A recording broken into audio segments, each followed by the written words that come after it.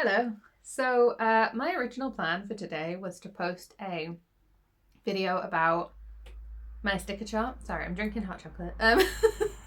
Was to post a video about my sticker chart and the data I'd gathered in 2024 and my year of pirates and all of that jazz. I talked about it in August as well, in a video entitled How I Write Multiple Projects. But I was going to do that, but then I've seen this popping up a lot over the last sort of 3 to 6 months. And I thought, if I'm going to share my controversial opinions, I might as well do it right before I go on holiday. So I'll be gone for like 3 weeks after this. Well, tomorrow I will be going to a thing called Egg and Fantasy Traders for, selling my books. And then after that, we're sort of winding down for my birthday to Hogmanay break, which I take every year. So controversial opinion. It's sort of centered around this thing. There's been a lot of reactions to the state of people reading lately, and I have opinions about the way we're responding to this and to a lot of these original initial things. But the big focal point for this whole conversation for me is going to be, there was this one woman one time, I think she was on TikTok, and she admitted that in a moment of beautiful vulnerability, mind, she admitted that when she reads a book, if there's a paragraph that's like a whole page worth of paragraph, like this long, she's not going to read it. She's going to skip to the next paragraph and hope that there was nothing important in there and she didn't really, as far as I've seen, she didn't really give a reason, right? And I want to talk about that and the response to it as someone who is a big reader, who is dyslexic, and who writes their own books. Hi, if you haven't been here before, hi, I'm Will, and I write books. These are mine. If you want to find out more about them, they're sci-fi and fantasy books. There is a link to my website in the description box below, right next to the like and subscribe buttons, if you feel like sticking around. Okay, let me state my case before you go angrily to the comments about me and my opinions about these things. You need to know my opinion before you start. I don't think controversial. I don't think, full stop. No, I don't think that she's wrong for skipping those paragraphs. And I have reasons. So my logic comes in the form of, that's a really big paragraph, right? Stick with me. I'm not saying that no one should ever put a paragraph of that size into a book. Like, I'm imagining a book that's about this size. This is one of mine. I'm imagining a book that's about this size, and I'm thinking of a paragraph that's like this much of it. Let me just grab an actual page, because it will make our lives so much easier, right? Actual page. This is chapter 2. No spoilers. But like, a paragraph that's like this big, you've got to admit, that's pretty daunting on a page like this. That's a lot of paragraph to wade through. And we could have conversations about people's attention span. We could have conversations about the state of literacy and illiteracy in the world today. We could have conversations about lots of little things like that. Look, these are all different pieces of the puzzle. But really, if you want to solve illiteracy problems, then getting involved in your local neighborhood or your community's literacy programs is probably better than going on the internet and shouting about how literacy is in the worst state it's ever been in. And like, there are records of that. I'm not saying that literacy is great and everybody's doing well and reading's a perfect thing that everybody does all the time. I'm saying if you want to improve the state of literacy in your area, you can donate books to schools and prisons. You can donate time or money or resources to groups that go into schools and prisons to try and help people improve their reading skills, people who aren't necessarily going to get that help elsewhere. You can contribute to adult literacy programs. You can contribute to English as a foreign language classes and courses in your area for people who don't speak very good English yet. There's loads of things you can actively do, like on the ground level, with your time or your money or your books that you don't want anymore, to help people improve their literacy skills.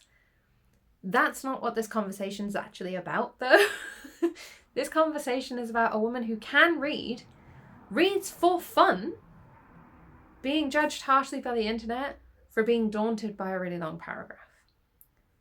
So why might she be daunted by a really long paragraph? That becomes the next question. If it's not a question of illiteracy, and it's not a question of attention spans necessarily, why would you be so daunted by a large paragraph like that you would feel the need to skip it, right?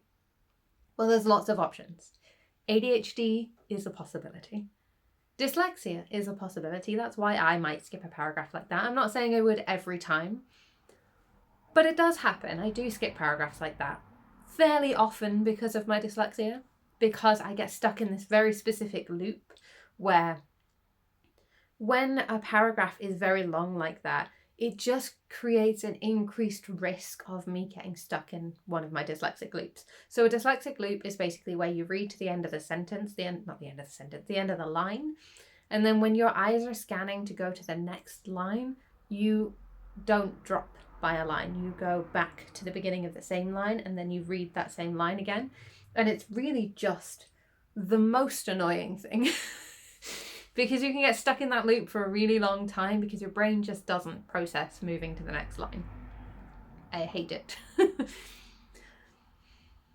But even if it's not something like ADHD or dyslexia or a specific disability-related reason, there could be lots of other reasons, like any other potential distraction. Maybe your phone chimes halfway through that paragraph. Maybe your dog barks. Maybe you have a child that needs attention. Maybe somebody knocked at your door. Maybe you have been reading while you're cooking dinner and suddenly the pasta water's boiling over. Maybe you are reading on the bus and you're getting to your bus stop. Maybe you're reading while you prep for work and you end up getting like the time for work starts, or your colleague arrives, or something interrupts you. And if you are in a really long paragraph, it takes a lot longer to reach a decent stopping point that you can come back to and find yourself in again, in a way that it doesn't for shorter paragraphs. So even if you are the least distractible person on the planet, there are still things that are actively pulling away your attention, not just potentially your desire to scroll through social media, but actual, legitimate, real life things that are pulling at your attention. And looking at a long paragraph when you're in a situation where you're like, I might be interrupted, is again something that makes a paragraph like that very daunting. Beyond that point, it could just be dull. Like, it could just be boring to have to read that paragraph because, hey, it's just a boring paragraph. What's going to happen in a paragraph that long? Really, realistically speaking, is anything interesting going to happen, or is it going to be a description? And if you're not really into description, maybe you're just going to skip it, right? Which brings me on to a point I made back in 2021 when I first published Mary Ellen Breaking the Curse, my very first book. Where it might have been the beginning of 2022, actually. It's not important. Back then, I made a point about, I think it was about formatting. I'm not sure what exactly my focal point was, but I talked a lot about how paragraphs work in fiction prose, right? And I talked about it as if you're looking at it from, imagine it as a spectrum for a moment. Just stick with me. Where poetry is at one end of the spectrum and academic writing is at the other. And you get taught both of these things, but you never get taught how to weave them together into something that looks like fiction prose, which sort of sits somewhere else on this spectrum, whether it's in the middle or off to one side or in the stratosphere, or, it's kind of like being non-binary. You're not just in between man and woman. You're sort of everywhere. They're a nebulous concept. So when I was talking about that, one of the things that I was saying is you get taught how to do academic writing where each paragraph has to be, the best way I have of explaining it is, each paragraph has to be like a mini essay in its own. It has its own little topic. You have your introductory sentence and your closing sentence, and each of these paragraphs get put together to create your conclusion. That's how academic writing works, or at least that's how I understand academic writing as working. Whether that is the way that it works for you and your brain is kind of irrelevant. We're going to stick with this model. If you take that and you translate it directly into fiction prose, you are more likely to end up with these really long paragraphs because you're not seeing any reason to put in a new paragraph break. And this is a thing that I've actually ended up arguing with one of my editorial people with, is specifically in this book, that's why I have it here. But specifically in this book, in chapter 2, in Basti's first chapter, because everybody has, it's a 5-perspective book. Sci-fi space from, in case you're interested. But in Basti's first chapter, his first paragraph is very, very short. His second paragraph is equally short, and then he's in a conversation, right? And I ended up having like a back and forth with one of the people editing this book, where she was saying, this doesn't need to be 2 paragraphs, and I was saying, it does. And she was saying, no, it doesn't. And I was saying, I've asked other people and they agree with me. And the reason that she was saying this doesn't need to be 2 paragraphs is because she's not exactly wrong. It doesn't need to be 2 paragraphs. I like that it's 2 paragraphs. By my reckoning and my logic and the way that I choose to lay out my books, which is many short paragraphs, it should be 2 paragraphs. And the reason for that is when you're writing fictional prose, in my humble opinion, there are 2 rules you need to know about formatting your paragraphs. Rule number 1 is if the camera angle changes, you need a new paragraph. Rule number 2 is if it's any kind of physical interaction between characters, it's a conversation and should be laid out as such. How does that work in reality? Well, I have an example for a camera angle changing in this argued upon paragraph 2 paragraph situation that I will explain, and then I'll explain the other one in more vague terms. Because I don't have a copy of Mary Ellen Breaking the Curse on the table right now, but that's a really great example of interactions as conversation. That has a bunch of those in there. Anyway, bachoof. The greenish, bubbly, frog-like exterior of the ship loomed over Sebastian, the bulbous eye of the pilot's console, the only clean part beyond the stark silver scratch where the name had once been. Paragraph. Standing at the base of the boarding plank extending from the ship's belly, the darkness of the cargo bay seemed ready to swallow Sebastian whole. Into the belly of the beast, he muttered to Dime as his foot landed on the boarding plank. You have weird idioms, Dime replied, following him up. All idioms are weird. So the reason that this paragraph break exists is because in my mind, I can picture things like a movie. And in my mind, we have that like very stereotypical Star Trek shot where we're like panning down the side of the ship, the greenish, bubbly, frog-like exterior, blah, blah, blah, blah, blah, blah, blah, silver scratch where the name had once been. And then we swap the camera angle. So suddenly we've gone from the side of the ship, like quite long distance shot, to close up, looking over Sebastian's shoulder into the cargo bay, like up the boarding plank and into the cargo bay. You can see how those are 2 separate shots in a movie, how that is a cut to a new shot. And that is how I run my, when it's a new shot, when you change camera angle, you change paragraphs. That's how I personally run that. And yeah, that's just one example of it, but it leads to a lot of very short paragraphs. I think the longest paragraph in Unlicensed Delivery is a third of one of these pages. So like, again, if we're looking at this, it's like those 2 instead of just the 1. That's as long as it gets.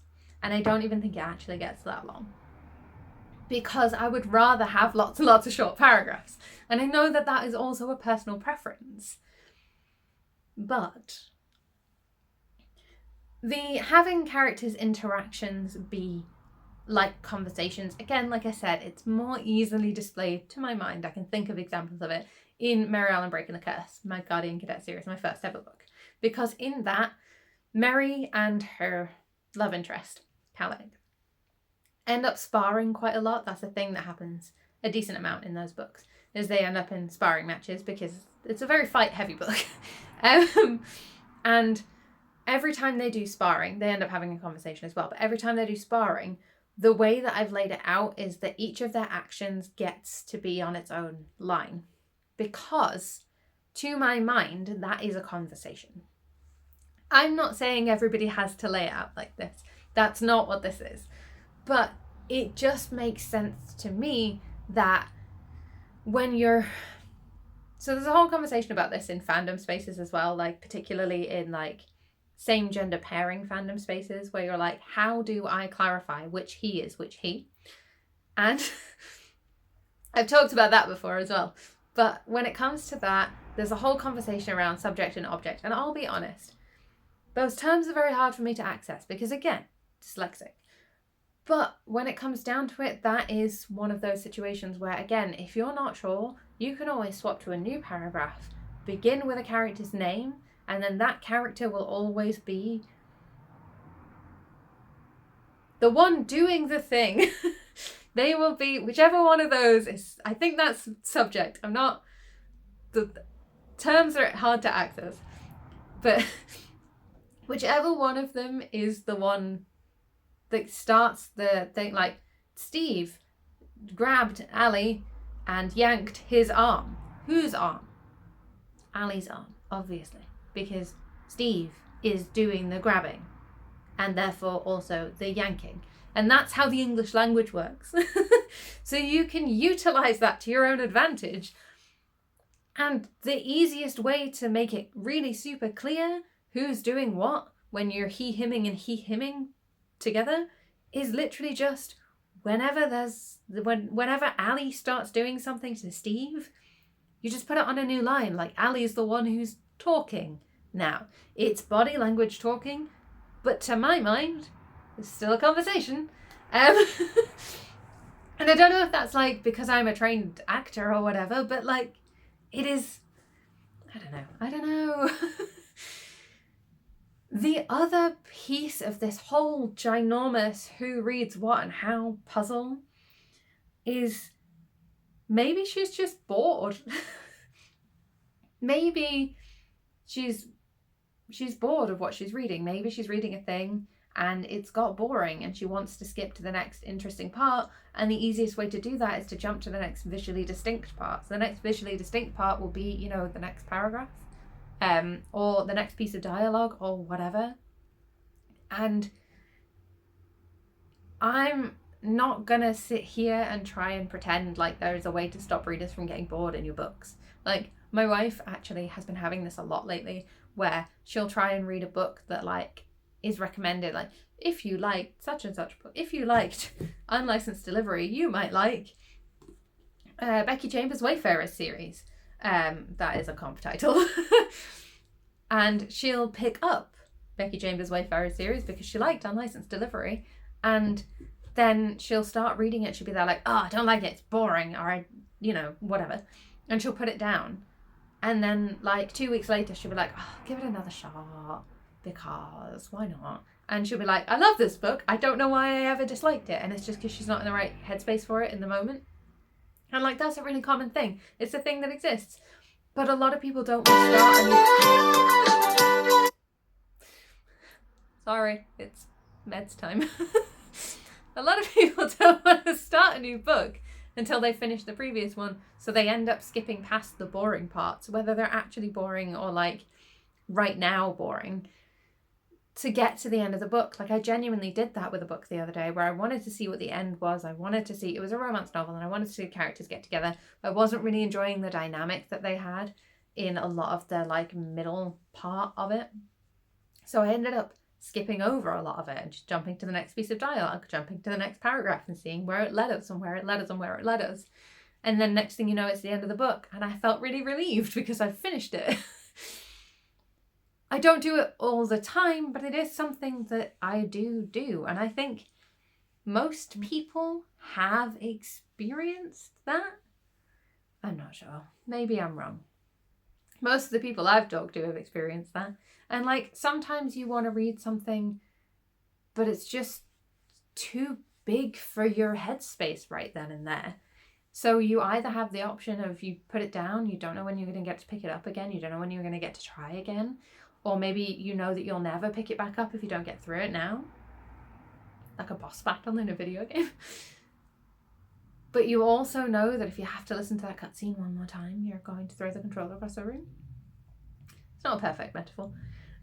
But you also know that if you have to wade through all of these really long, like, for example, descriptive paragraphs, you're going to lose your mind and you're going to throw the book across the room. Oh, it does work as a metaphor. And I don't think there's anything wrong with that in the situation that's been presented by this, again, original woman talking about her experiences of reading for fun. And I think that is where a lot of my frustration with it comes from, is there's some elements of ableism in there. There's some elements of like the despair, the situation of literacy in the world as we know it right now, with no real conversation about potential solutions to that problem. Because again, like I said, there are potential solutions to that problem. You could volunteer your time, your energy, or even your books, or your money, or whatever, to organizations, or even just if you don't have really any time or money or books to donate, you can still genuinely just tell people about it and like let them donate their time and money and books to it. I don't know. But like, this reactionary situation about the whole thing, about people utilizing that particular video and others to talk about how TikTok's eroding people's reading, and how like, oh, people won't read books without spice, as if that's a new thing. Like, I hate to break it to you guys, but like my mum reads all books. My dad, I don't know how I did that. My dad only reads crime books. That's all he reads. He reads crime novels or space crime novels. My wife's grandmother only and exclusively read smutty romance novels. She's dead now because old people die. But for her whole adult life, she only and exclusively read smutty romance novels. She didn't mind if it was paranormal or contemporary or whatever. As long as it was a romance novel and there was smut in it, she'd read the book. This woman died before TikTok existed. This is not a new phenomenon. It's not new that people only want to read spice books. My wife's grandmother only wanted to read spice books. This is a really normal thing. My dad, he's retired. He's of retirement age. But he only reads crime novels. That's all he reads, right? Well, he did read my books, or at least the first one. He didn't like it. Because he only reads crime novels. Of course he didn't like it. It's not a crime novel. And like, this has always been a thing. Like, it's not TikTok making people only read spicy books or only read in one very specific subgenre or whatever. That's absolutely not a thing. Well, it's not a thing. I'm sure TikTok is allowing people to access communities that do that. But it's always been a thing that people have these kinds of preferences, that people read very, very niche-ly, or people read very, very widely, or like a combination of the above. Like, my wife is a really, really wide reader. She'll read pretty much any book. I mean, she's not a super fan of crime novels, but she's not going to turn it down. If somebody says, I think you'd really like this crime novel, she'll give it a shot, right? She's that kind of person. She'll read in almost any genre. My mum's pretty much the same, actually, now that I think about it. Like, they have very comparable reading tastes, except that my wife really, really likes queer books because she's queer, and my mum's like, yeah, queer books are fine. Because she's, you know, a heterosexual lady. Like, she's not like no queer books. She reads all of my books. But she's also there like, that's pretty much her opinion on the romance in books. Is like, oh, cool. I enjoy it when it's there. Whereas my wife will actively seek out queer books because, well, obviously. And like, so both of them, they'll read in any genre, any age category, really. I mean, my mum's more into reading like any age category because she works with kids. I'm not going to say in what capacity because I don't want to put her information out there, especially because she works with kids. But she works with kids, so she's interested in reading like a range of age categories so that she's got like access to stuff that the kids that she's working with might be able to enjoy, or might be like, oh, I don't think this is appropriate for the age group I'm working with right now, or whatever. And whereas my wife tends to read just adult books because she's an adult and that's what she wants to read. And like me, for example, I will pretty much exclusively read in sci-fi and fantasy. Like, even if I'm reading a romance novel, if it's not in a sci-fi or fantasy world, I'm kind of gonna sniff it a bit. I'm gonna be like, like, I love a romantic subplot or a romantic plot. I just really like it when it's in a fantasy and sci-fi universe. That's why I write in fantasy and sci-fi universes. And like, these are all really normal reading experiences. Every single one that I've described, from my wife's nan only reading smutty romance, to my mum who reads in a bunch of age categories and a bunch of genres. Like, it's not new, and it's not because of TikTok that this is happening. People skipping long paragraphs also isn't new, and it isn't because of TikTok.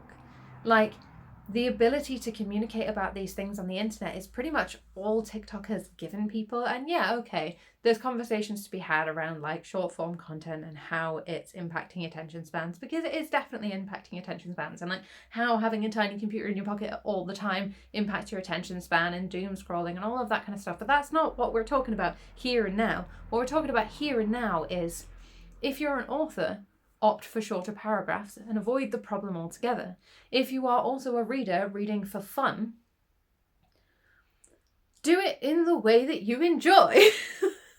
Like, that's my controversial opinion. If you're an author who's worried about people skipping long paragraphs, the best solution to that particular problem is to avoid making really long paragraphs. If you are a reader who is looking at somebody else's reading experience and going, I think that's weird, that's something to have a conversation with your friends about, offline. Because commentating on other people's lived experiences often tumbles into really wide sweeping statements that end up perpetuating things like, oh, I don't know, ableism. Like, I don't want to be that person on the internet who's there like, by the way, by saying that skipping paragraphs is illiterate, you're actually being ableist. But I do want to say that as soon as you have this really reactionary reaction to people admitting that sometimes they skip really long paragraphs, and your response to that is, that's horrific, how could anybody count themselves as a reader if they do that? You are therefore immediately picking out someone like me who writes books for a living as not being a real reader, and not being a good reader, and not being able to read for the purpose of analysis. And my annotated books would have to disagree with you there. Because I do all of those things, it's part of my job. And I picked this job on purpose.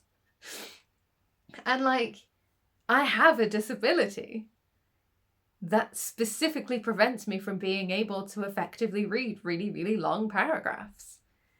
And you might be thinking to yourself, if you have been one of these reactionary people, well, I don't mean you. You have a reason. But do you know for sure that other people don't also have a reason? That they don't have chronic fatigue, that they don't have ADHD, that they don't have a toddler clinging to them all of the time, that they don't get to read in really short pockets of time? I mean, do I think reading audiobooks at like 15 times speed is potentially not giving you a really great experience of reading a book, yeah, I honestly, that's my humble opinion on it. Am I going to say that people reading audiobooks on 15 times speed doesn't count as reading? Absolutely not. I'm not going to say that. Because I don't think that would be fair or reasonable to say. I mean, I imagine if it's actually at 15 times speed, you probably can't hear anything at that point. At that point, it's just but please, nobody, please don't cut just that noise out of this video and share it somewhere. A humble request for you. Anyway, that's my controversial opinion about this whole situation, and I'll throw in a few more just for good measure. Audiobook reading is real reading. I think that doing like book count goals does encourage people to read shorter books because you want to hit your book count goal. But hey, as someone with short books, I'm not super against it. Like Welcome to Humanity is only 200 pages. If you need a sci-fi dystopian short novel to get you through to your reading goal at the end of the year, it's $3.99 on ebook in pounds. £3.99 an ebook. Actually, all of them are £3.99 in ebook. So, like, just saying, just putting that out there for you. And if you're anywhere near Egham tomorrow, you can come and get these from me in person. They're not £3.99 in person because print costs exist. But, anyways, that's my controversial opinion for, I would say the year, but I actually started 2024 with another controversial opinion. So it's apparently been a year of controversial opinions. Let me know your thoughts about this politely in the comments, because I am actually genuinely interested in if you've got like a legit reason why you think that skipping a long paragraph is, you know, like doing something wrong. But if you are reading for fun, I don't see why you can't do it in a way that makes it fun for you. I don't know.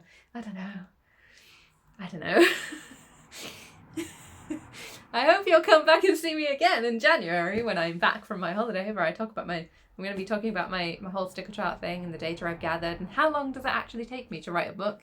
And I will hopefully then also be announcing, I so hope I will be announcing what I'll be bringing out in 2024 and how and when and all of that jazz.